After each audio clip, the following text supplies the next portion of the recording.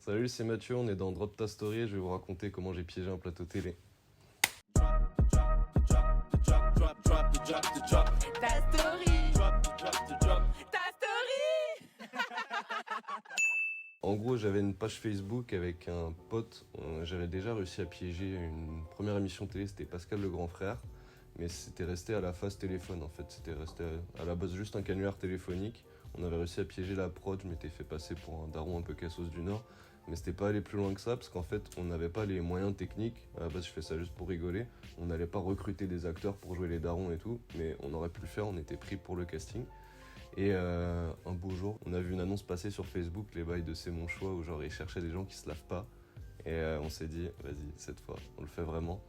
Et du coup, on a juste envoyé un message au début, c'est passé, ils nous ont rappelé. Petit à petit, ils commençaient à prendre la température un petit peu auprès de mon pote pour savoir si c'était véridique, vérifier que j'étais vraiment quelqu'un qui se lave pas, entre guillemets. Et on a commencé à inventer des anecdotes et c'est passé. Du coup, on est allé jusqu'au plateau télé en fait.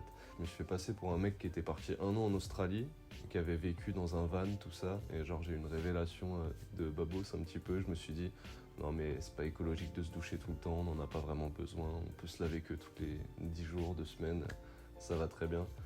Et du coup, on est allé sur le plateau pour raconter ça. C'est passé comme une lettre à la poste.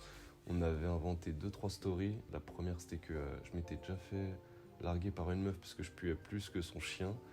La deuxième, c'était qu'on avait déjà ramené 2 meufs de boîte et que j'avais viré parce que j'avais dit si vous m'acceptez pas avec mon hygiène, vous pouvez rentrer chez vous, tout ça. Mais en tout cas, sachez que les gens qui font cette émission, eux, c'est tous premier degré. On était les seuls à faire ça pour troller. Il y avait 2 meufs, une qui était venue pour dire que c'était l'inverse, elle se lavait trop, les gens pouvaient pas rentrer chez elle en chaussures, elle mettait du parfum toutes les heures.